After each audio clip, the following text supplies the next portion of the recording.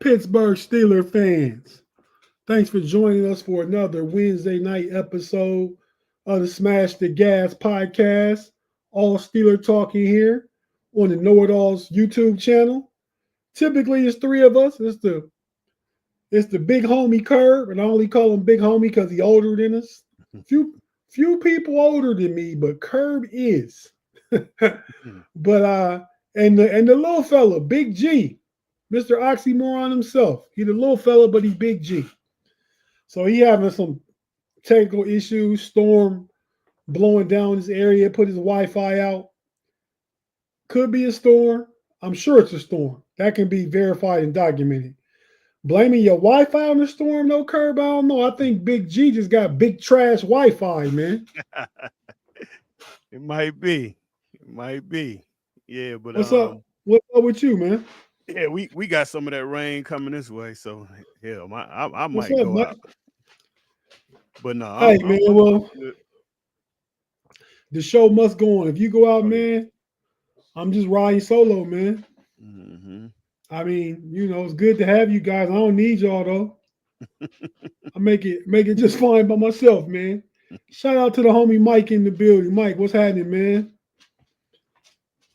Curb. I mean, so how you doing, man? Let me shout you out, man, because much like our homie B Dirt is a Cincinnati Bengals fan. I think everybody here knows that. The Cincinnati Bengals fan that lives in Pittsburgh. He's behind enemy lines. Hmm. Curb is a Pittsburgh Steelers fan. What's up, Dre in the building? What's up, man? Homie Reg Rivers in the building from Bartlett, Tennessee. Man, Reg be repping this city like nobody else, man. Hey, Reg, shout out Tennessee. for that, man. Don't nobody else put where they from, where they where they coming from. But you always Right. put Bartlett, Tennessee. But yeah, Kurt, what was I saying, man? I Before I guess you got saying that distracted by that, that the I'm what's ups. that I'm behind enemy lines also. Oh yeah, that's right. I talk about B Dirt being a Bengals fan in Pittsburgh. Curb is a Steelers fan in Cleveland. How is that, Curb? Do you catch a lot of grief or because you always typically on no Diddy on top but winning? You know what I mean? When it comes to the Browns, like, dude, they can't give you a hard time. I'm sure they still do. Oh, they do. Well, Steelers fans have a level of hate for the Browns, and Browns fans have a higher level of hate for the Steelers because they always typically lose. But I'm all let them remember the time back in the '80s, man, towards the end of Chuck Noll's tenure, that the Browns would beat the Steelers pretty regularly back then for about 5 or 6 year period. You remember that? Mm-hmm.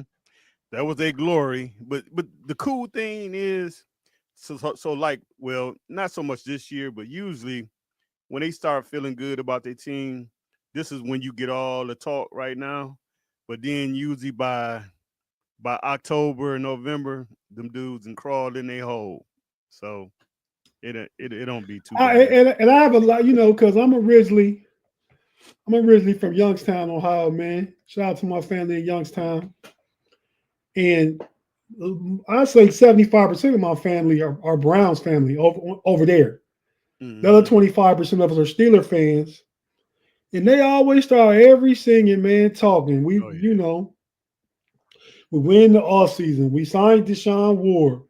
Miles Garrett is this. Nick Chubb is a beast.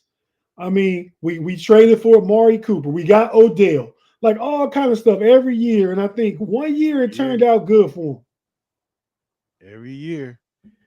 But like I say, by November you can't find it. Yeah, they by then, you don't gotta talk to him or hear from him no more. Nope.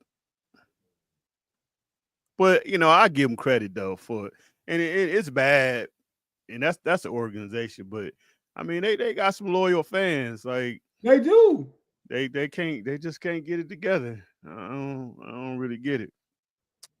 Loyal But fans that that's lo- state issue.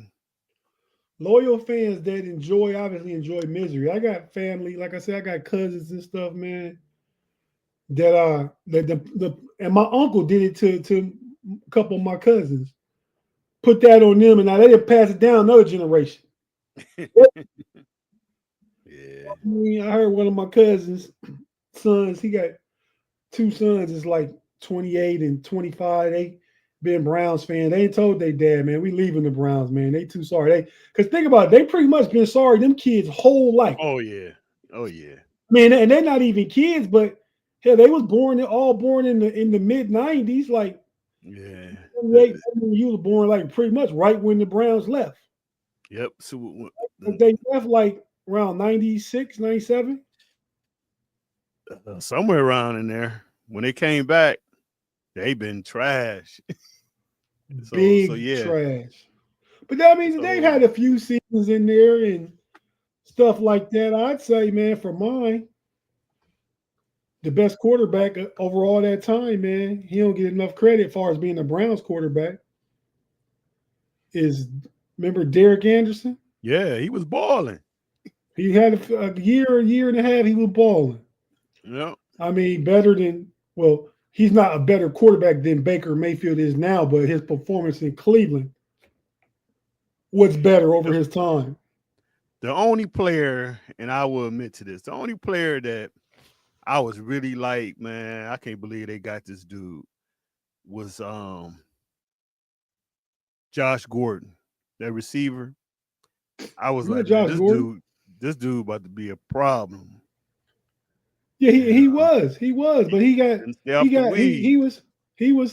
was George Pickens for George Pickens, and that's not saying George Pickens smoked weed or got to go to substance abuse treatment, none of that stuff. I'm just saying he was just a problem in the locker room. Yeah, but had immense talent though. Immense. Yeah. So man, enough about the Browns, man. We're going to tap into our Pittsburgh Steelers tonight, man. And what we're going to talk about tonight, man, is the Steelers defense and how important it is to this upcoming 2025 season. We're going to share our thoughts, what we think, what players we think will be starters and quality depth in the lineup. Some of these players, I mean, hey, you typically keep about 24, 25 defenders on defense, about the same on offense. We're going to talk about what players we think are going to get cut. Like, is there any current players that we think could get cut? For example, might Mark Robinson get cut this year? He might. Yeah, he might. He might. I mean, could DeMarvin Leal get cut this year?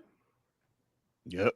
He might. I mean, there's some players that have been around the Steelers locker room for a few years now that have jobs that are in jeopardy, right? Mm-hmm. So we're going to talk about that, the Steelers defense. Come on, get your opinions, and we're just going to have a back and forth live chat. Feel free, answer whatever. Let me see. Rob got a question. Tate, what do you think about the new Raven player? We was just talking about that backstage, man. Me and Kerb were. Kerb said he was mad that the Steelers let the Ravens get what's his name? Zaire Alexander. Yeah, Zaire.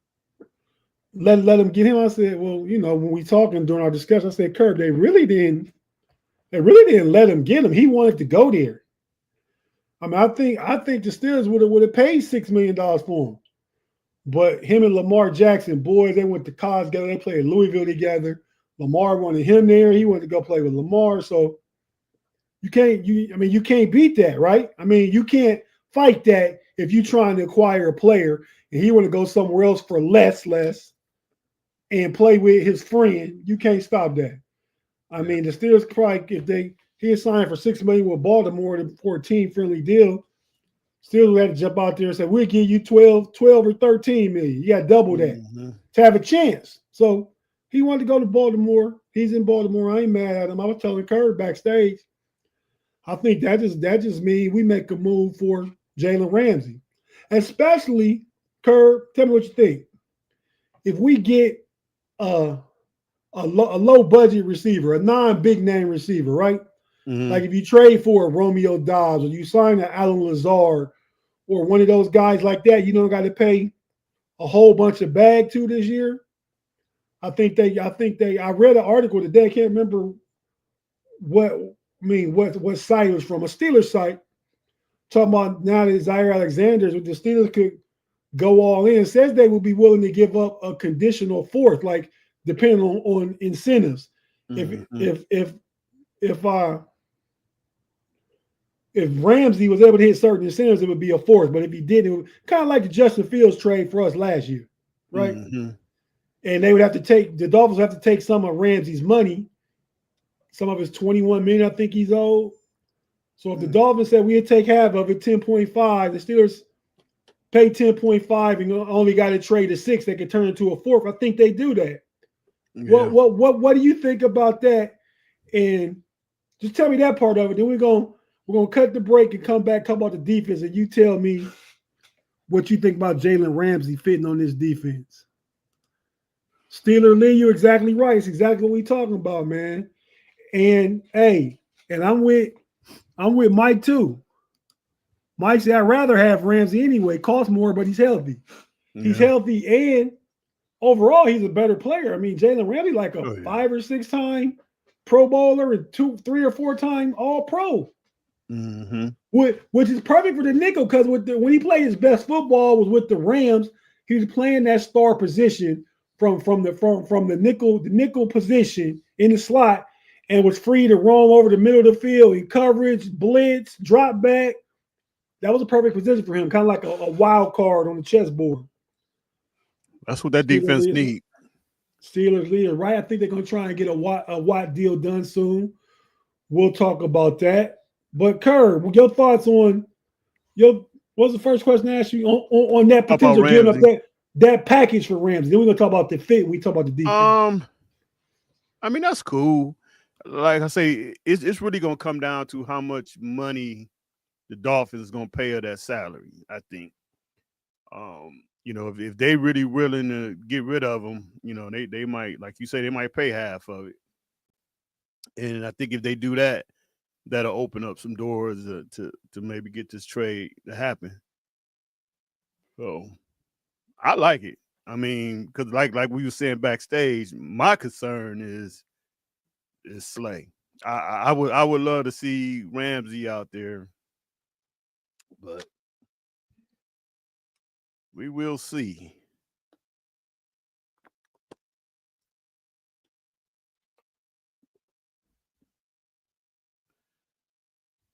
You on mute.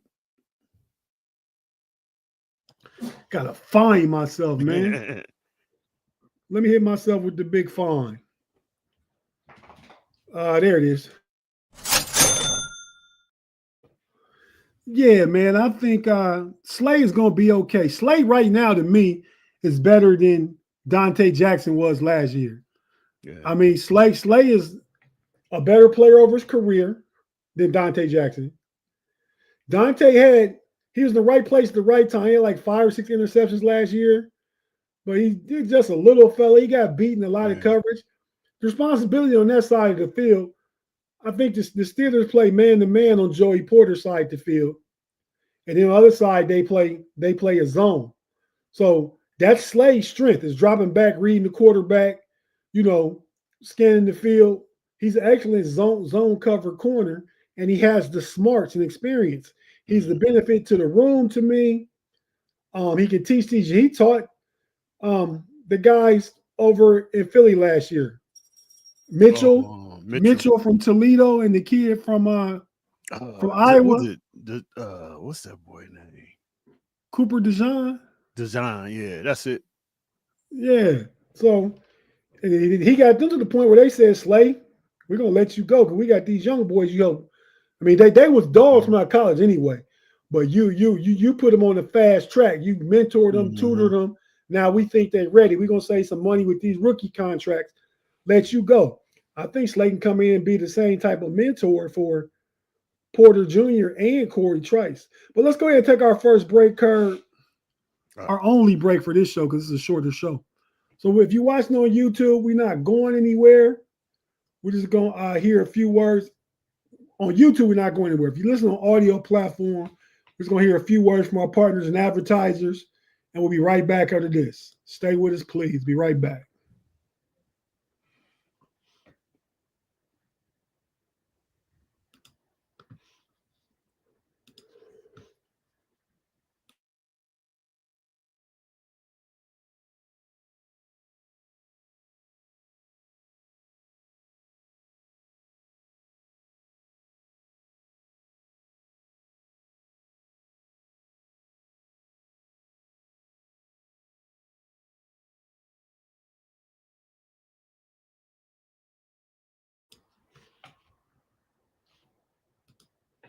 And we're back on the Smash the Gas podcast with your boy, the homie Tate, and the homie, the big OG homie, not triple OG, but Curb, the triple OG might be about the same age, you and Shannon, man.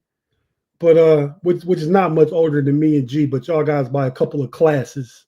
As far as if we went to high school together, I think me and G might have been like freshmen, y'all might have been like seniors, something like that. Oh man. So just that's a discrepancy, but a real small one though. You know, y'all would have tried to be the bosses of us back if we all went to school together back in the day, because y'all felt like y'all were seniors and we would have been freshmen.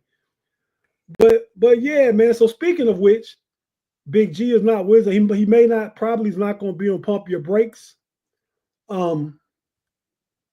So Curb is going to graciously fill in. So we're going to have two OGs. I get to finally be the youngest on the podcast. No, Tate always talking about me and stuff like that. I finally get to be the young fella. There you go. But Curb, man, all right, well, right away, what you think the potential of a Jalen Ramsey added to this defense means? Specifically, Jalen Ramsey. We're going to get into the defense in its totality after this and take any questions. But what's your thoughts about Jalen Ramsey's fit in this defense? It'd be a perfect fit. I think he would definitely move over, be a starter. And like you say, it'll get him some movement as far as when they want to go to nickel or dime. He could slide inside or he could stay outside, and Slay could, they got more bodies to do more things. And I think that's one of the things the Steelers defense need to do, because to me, their defense right now is real vanilla. It ain't, this guy going to be here, this guy going to be on this side. So I think one of the biggest things they have to do is be able to mix it up. And so with that trade, that would give them the opportunity to mix it up. And I think it also gives them a guy that can rush the quarterback other than getting it from your outside linebackers. Because right now, that those are really the only guys that rush the quarterback. We don't have that Mike Hilton anymore. So I think Ramsey could fill in that spot. So it'll be a great thing.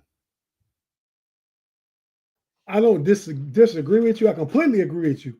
Juice, Big G having technical difficulties. Matter of fact, I just got a text from my brother with my sister and mom in it, man, with some pictures. Tree fell on my mom's house. But it did the same thing like 2 months ago. The tree fell. The rest of the tree that they had to, cut back and get off the roof and stuff. It went ahead and fell all the way down to the house. Like, so G, like I said, G is dealing with a storm. Oh so, yeah, it's definitely bad out there. It was. I don't know if you can see that. Oh, that's a big tree.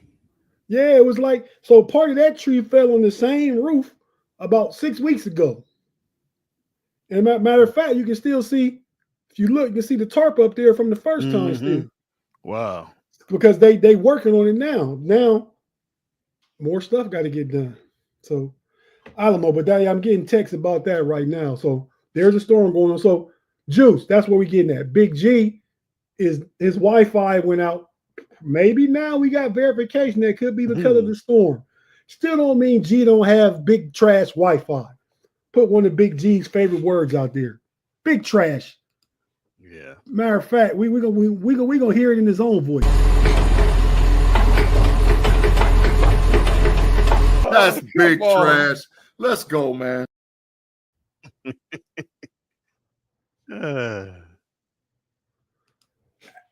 Afton in the chat, General in the building. What's up, Afton? I'm gonna give you the double salute. Unlike Big G, I'm not going both ways. Just a double salute. Hey, Mike says Eagles secondary surprised me last season. Pittsburgh copying the blueprint, Cooper DeJean. I think so. And that's what I was going to say to Curb, too. I've been hearing stuff out of OTAs and minicamp, mandatory minicamp, that they're gonna start doing some different schematic changes and stuff, man. They're gonna be a little more aggressive at the line, blitz a little more, because I think the Steelers like 30th in blitz rate last year. Mm-hmm. Really didn't blitz a lot, and I think that passes to you go ahead and just stab me, but I'm not gonna die from 1,000 cuts. You know what I mean? That's my mentality in anything, let alone a football field. I'm getting after you. I ain't finna just keep bending and hope I don't break, but don't break. Nah, I'm coming after you. I'm gonna put pressure on you, make you make mistakes, make you turn the ball over, all that kind of stuff. I think the Steelers are going to try and get back to some of that. The communication issues on defense are being worked on seriously. They got rid of the linebacker coach and the secondary coach, Grady Jackson, and the linebacker coach was who? I forgot his name, but they brought in the guy that was Dallas Cowboys linebacker coach. Mm-hmm. And they brought in Gerald Alexander, who was with the Steelers the season that Brian Flores was there. He went to the Raiders last year, was their safeties coach. They got rid of Grady Jackson, the Steelers did this offseason, and now they brought in Alexander because the young guys liked him. Minka had his last best season when Alexander was here. He has a good rapport with Joey Porter Jr. Trice loves him. I mean, and obviously they brought him back because of those relationships, because I think he seems like I've heard him do a few post-practice interviews. Sounds like he really has a high level of attention to detail. So we'll see what that's looking like. But I have more confidence in the secondary this year than I did last year. Yeah. So Craig Worlow Curb, you want to read the comment for us, man? Since the Ravens did that move for Alexander, does that mean the Steelers should be more urgent in finding another weapon on offense? Well, not so much because of that move, but the Steelers need to find another weapon on offense. But I wouldn't say so much because of what the Ravens did. You on mute. See, I'll be taking a little sip of my water bottle, man, and trying not to sniff or cough. I hate mute and always get myself fine. Mm-hmm. But yeah, shout out Red. I'm looking up Red. Shout out repping the 901 in the building, man. See, I didn't check out where Red's at. He in the 901. So yeah, but Curb, no, I think Steelers do need a weapon, but do they need a big ticket weapon? I'd like to have one. And if you don't get another defensive back like Jalen Ramsey, by all means, go get a big ticket receiver. But like I said earlier, if you get like trade for Dobbs or sign an Alan Lazard or the kid from Tampa, forgot Drayton, fast wide receiver from Tampa. I like those, and you have to give what a 6th or a 7th for those guys. But then I still try and get Ramsey. But if I pay a big receiver, if I make a trade for Chris Olave and got to sign, like if I'm trading for a receiver I see as being part of the future with DK Metcalf and I got to re-sign him, I'm not going after Jalen Ramsey. That's my thoughts on that. So as far as the defense goes, Kurt, just your knee-jerk reaction to the question, how important is the Steelers defense to the 2025 season? Knee-jerk reaction to that question right there, man. What do you think? Very important. Very important. And when we get into the positions, I'm going straight to the linebackers, but very important. I mean, because let's be honest, this offense is going to be better. I would think the offense is going to be better, but you got to figure this is probably going to be an offense that's going to probably be right in the middle of the pack. Probably average anywhere from 21 to 25 points a game. Well, I don't know about 25, but 25, right, 25 right heavy, but there. that's an improvement from 18 last year. Yeah. So they're gonna be 18, like 19. right in that range. And I mean, if the defense can play consistent, that and I want to say last year they only probably averaged no more than 20 some points a game. So Giving up. The defense gave up 20.4 points a game. Okay, So yeah. you about spot on. And Yep. I say that also knowing there was a couple games like a shootout against the Bengals, and somebody else put hands on them where that made that average sky way up. If you eliminate them two games, they probably only giving up like 18 points a game. Mm-hmm. So and that was playing that vanilla schematic defense. Yep. So I think they switch over from that. I have confidence in the defense, but you brought up the linebackers, Kurt. Let's just jump right to it. What's your thoughts on the linebackers, man? What's your concern? Well, you think it's a good position? What are you thinking? I actually think it's strong this year because you know what you got on the outside, but I think the inside and this is gonna be a battle that I'm gonna be watching in training camp. Is if Holcomb's leg is healthy, that's gonna be a good battle between him and Peyton Wilson. Because I mean, when Holcomb, the year he played, it wasn't like he played fairly decent, and I think he probably was a green dot guy. So that's gonna be a good competition, and I know they just running around in shorts. But when I seen that guy in minicamp, man, that dude is jacked up. Like he, and he's moving fluidly. He's moving fluidly. So I want to see that battle. That's gonna be a good battle there. Yeah, no, I think it's good. I think Peyton Wilson wins it as of right now. He's younger, he's longer. I think he's more versatile. But Cole Holcomb will see 35, 40% of snaps. Yeah. In the game. But I think coming out to start the game in the base defense, you'll see Peyton Wilson out there. Then situationally, you'll see Holcomb sub for like kind of feel that he landed Roberts' spot last year, but with better coverage capabilities. Yeah. The homie 901 Red say how much salary cap space does it. We didn't talk about it. We'll get in there too. The Elliott signing. We got about 10, 12 minutes left. Salary cap, I think they had like 16, 17 million before that. I know it's an extension. I don't know how much they gave him in the signing, but I'm not sure of that. But they paid him, went from paying $3 million a year to $6 million a year. So I wouldn't think that would be too much. They could have restructured some stuff and save some money on this season's salary cap. I'm not sure, but I trust Omar Khan to get it right where he ain't losing in no type of deal that he doing because he know he need a receiver. And he already know if he want to try and make a move on somebody like a Jalen Ramsey too. Mm-hmm. So I don't know the exact number of that, but that's what I'm believing. Mike is right. Defense needs to stay off the field. The defense stays off the field. They can even be, I'm suggesting schematically they're more aggressive.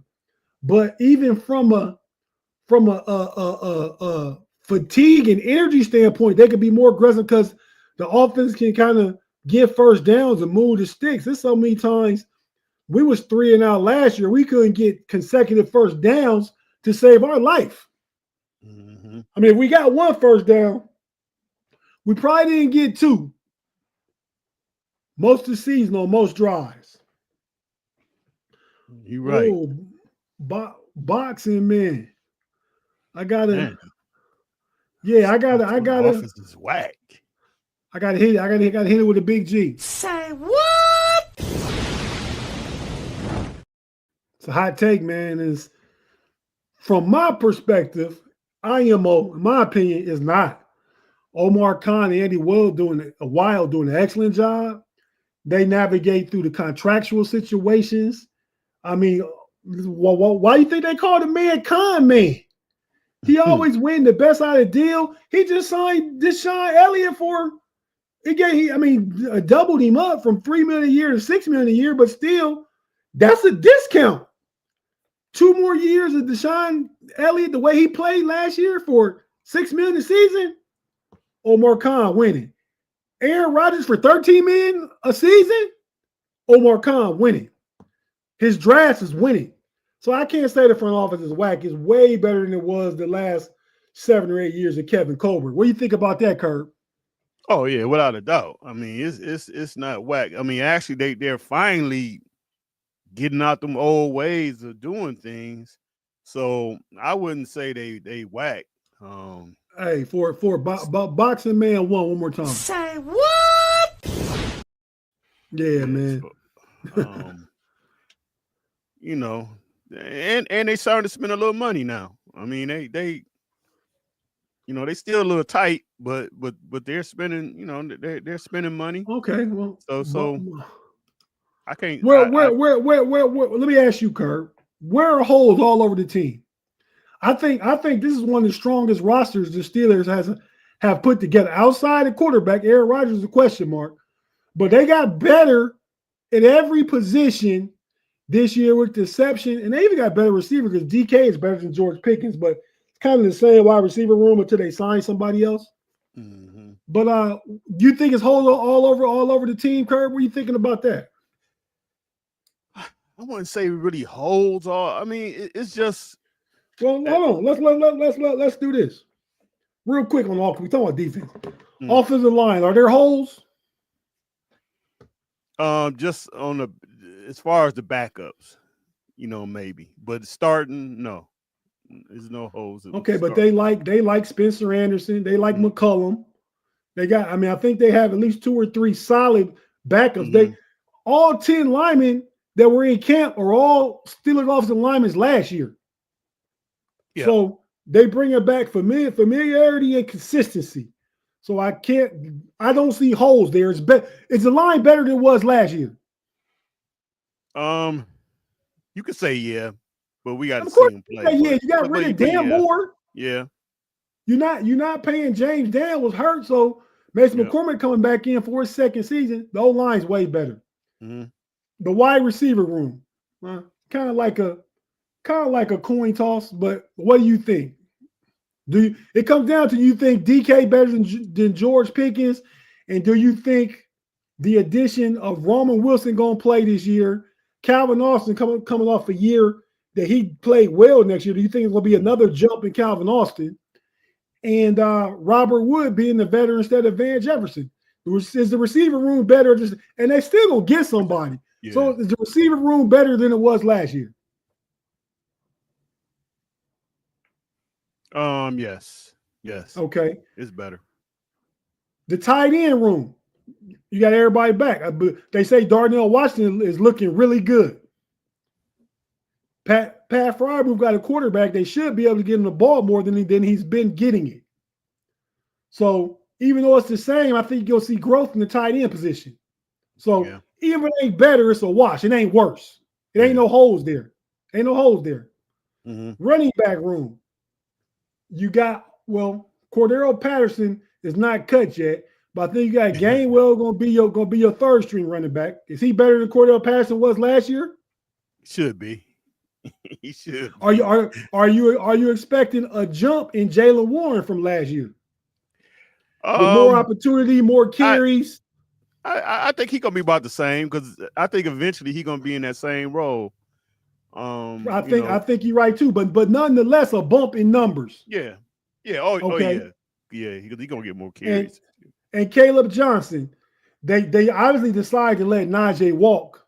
Mm-hmm. They brought in this rookie who, from everything I'm hearing, looking sensational in camp. Mm-hmm. I mean, he's a student of the game. He's asked all kind of questions from the older running backs and the coaches. And I watched him at Iowa because I'm a Big Ten guy. He's in the Big Ten. Led the Big Ten in rushing last year. Yeah. I think dude is going to see in Arthur Smith's scheme, he's going to be a better fit. So to me, the running back room is better. Mm-hmm. And when you get more out of Aaron Rodgers than you did Russell Wilson last year, you should definitely get more. Well, Russ had like 17 touchdowns and 10 interceptions, I think, something like that.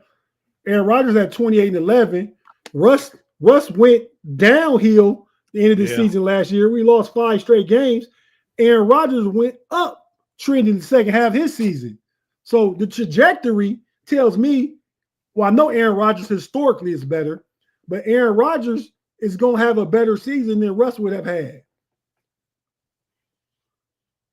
Okay, real quick, boxing men, the guards not all that both. Well, Siamalu is really good. I think he's the veteran of the group. I like McCormick. He's a 4th-round pick that played well last year for a 4th-round pick. The tackles are question marks. I agree because we haven't really seen Broderick Jones at left, but that's his natural position. Fautanu played good. He was the most technical, cleanest offensive lineman in technique last year at the combine. He only played like 1 game against Denver. And they're both 1st-round picks, though. So I got to believe on the upside. 1st-round picks with a year of being in the system for Fautanu. Even though he didn't play a lot, he was in the system. He's around the team. He knows the culture, all that stuff. Zach Frazier's a top 3 center in the league right now. I mean, so the line is better. I think you'll see as the season goes on, offensive line is about continuity and development. Them guys can stay healthy a lot of the season and play together. You'll see them probably be like a top 10 to 12 offensive line this year. They should be solid. And that's solid. 10 to 12 is solid. Yeah, they should definitely be solid. I mean, so offense is better. Real quick, defense, Kurt. We got about 5 minutes left now. Well, the defensive line is definitely should be better. Yeah, we don't got to take that long. Defensive line's better, right? Yep. Defensive line is better. The middle linebackers. They should be better because Peyton. I mean, well, Wilson he got another year. Peyton gonna have a bump. Patrick Queen gonna have another year in the system. And then you got Holcomb healthy. You got Holcomb. You got Malik Harrison. They brought in from Baltimore. Yep. And you got picked between, I think 5 of them will stick this year. You got picked between the Bruner kids you drafted or Mark Robinson. So I think they're better too. They think they're more versatile. They're more experienced. Cole Holcomb, even though he ain't played, got experience in the defense. Was playing well last we seen him play. Look good in camp. Inside linebacker is better. Edge, Kurt. TJ Watt comes back healthy and willing to move around. Alex Highsmith. Yep. Yeah, I think Highsmith, I just want I want to see him stay healthy. I think that's like one of his biggest issues there. If he stays healthy and they scheme it up, because not last season he had like 7 sacks. I think the season before he had like 11. Mm-hmm. The season that he got paid. So yeah, I like, and I think Herbig another year of growth. Yep. He's second and forced fumbles in the league last year. Herbig back up. Yep. I think Jack Sawyer is probably an upgrade over the kid they got from Baltimore, Jeremiah Moon. Yeah. I think he'll be an upgrade. And you lost Preston Wilson, but you got him at the trade deadline. You never planned on keeping him because he was going to make $14 million this year, so he had to go. So by default, that room is better. Yep. The corners are better. You got rid of Sutton, who played terrible last year. You let who else they let walk from last? You let Dante Jackson go. I think Slade's upgrade over him. Corey Trice come back healthy. I think that's a good thing. You sign Eccles. You got Joey Porter grade make the year 3 bump or the year 4 bump. No, just year 3. Year 3. Year 3. Yeah, so the secondary is better. And Deshaun Elliott signing, and I'm hearing a lot of stuff about Thornhill too. Yeah. Because Thornhill was a player in Kansas City. He went to Cleveland and fell off like everybody go to Cleveland and fall off. And now he's back playing good ball so the safety room is better. Yep. So Kerr, I don't know what the comment was, but yeah. Tater Kerr, Mike's question. Who's your sleeper player who you think will make the team or just flat out surprise you guys? So this could be, oh man. Surprise is man, I would say a surprise could be the one receiver, the kid they got from Memphis. Rock I Taylor. think, yeah, that would be a surprise if he makes it. But I think he has a. I mean, if he got to, have a solid camp, he could stick. But The homie Lamar Thomas say Porter suspect. You think Joey Porter suspect? I don't really say he's suspect, but man, I mean, especially for him personally, he need to step it up this year because it's time for him to get paid. And right now, what he have shown and what he would probably want to get paid, I don't see it happening right now. I think the Steelers like him. They invested in him. I think Joey Porter Jr. is great at the line of scrimmage. And then this not me just talking. I see this, but this is what Gerald Alexander said, the new secondary coach, defensive backs coach. He said Joey Porter is top flight in the league at the line of scrimmage with the physical play, the bump and run and stuff. He just has to start believing in himself downfield and stop being handsy, getting penalties and stuff. Just trust the process, trust your coverage, trust your flipping out your break and turning and running and go for the ball. Don't worry about going for the receiver. You make a play on the ball. So if he cleans that up, I think Joey Porter is going to have an improved season, and I think he's probably like the third best corner in the AFC North right now. I would give it to probably Marlon Humphrey, then Ward for Cleveland, and Joey Porter better than anything the Bengals got. Yeah. So third best corner in the division, but has the most upside. Marlon Humphrey is getting up there in age. Yeah. And with Ward, I mean Denzel Ward stay hurt quite a bit. Great in coverage. Mm-hmm. I'm just gonna run at him though, right? I'm gonna run at him. Right. But he's a great cover corner. Can't take that away from him. And that's what you want your corners to do. Yep. But when he got getting run support, Porter's is all around. I've been high on Porter, so I'm kind of probably got some bias in there a little bit, but I believe in Joey Porter Jr. They need to make him practice. They need to make him practice with boxing gloves on, so he can't grab. No, I think he did some of that last year. But that's what he. I agree with Rob. Jack Sawyer would be my sleeper. I think Jack gonna play a critical role because Jack is gonna be. He's the fourth edge, but he's gonna get a lot of playing time on rundowns because they're gonna save Herbig for pass rush downs. And when that third guy get in, if it's a rundown, it's going to be Jack Sawyer replacing TJ or Hyde Smith if they off the field. And on pass situations, you're going to see Herbig. So I like Sawyer too. Jay's Upper T say DJ Thomas Jones. That room is a full one, man. I like him a lot. Yeah. They paid him $30,000 on an undrafted free agent contract. So that's big money for a UDFA. So I see avenue for to make the team, but Connor Hayward been looking really good too. But he might push Hayward off. He might, but that's what I'm saying. Connor Hayward's been. I don't think they're gonna cut Connor. But just because as a H back, like. But but he put on 10 more pounds too, and they say he's in the bed like he lost all that baby fat that he had. So. They say Connor's in excellent shape.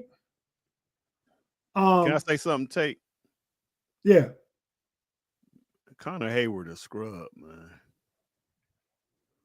I don't think he's a scrub. He's a utility knife. He ain't no scrub. But he ain't no difference maker like that. The only thing that I think that's keeping him around, it ain't so much because he's the little brother. He's a decent special teams player. I think that's the Steelers. That's what's yeah. Well, that keeps you on the team when you an average guy at your position.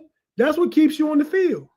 But if the Bruner kid, in which that's all he was really drafted for, to be a special. No, but they got three, maybe four. Connor Hayward, the third or fourth tight end. Bruner's the fifth or sixth linebacker. So I think Connor Hayward makes it over. That's your thing.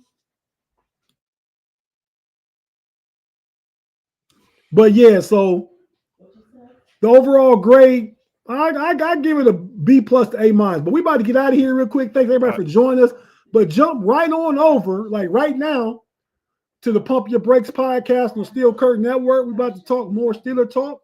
On this one, we're going to talk about the legendary coaches in Steeler history. Well, the ones most of us all know. Chuck Noll, Bill Cowher, Mike Tomlin. We're going to talk about the coaches. It's offseason, so we got to come up with different creative stuff to talk about. That's what we're going to talk about next on the Pump Your Brakes podcast. So you guys jump on over there and get ready to join us over there. And see you in a few minutes. Say what?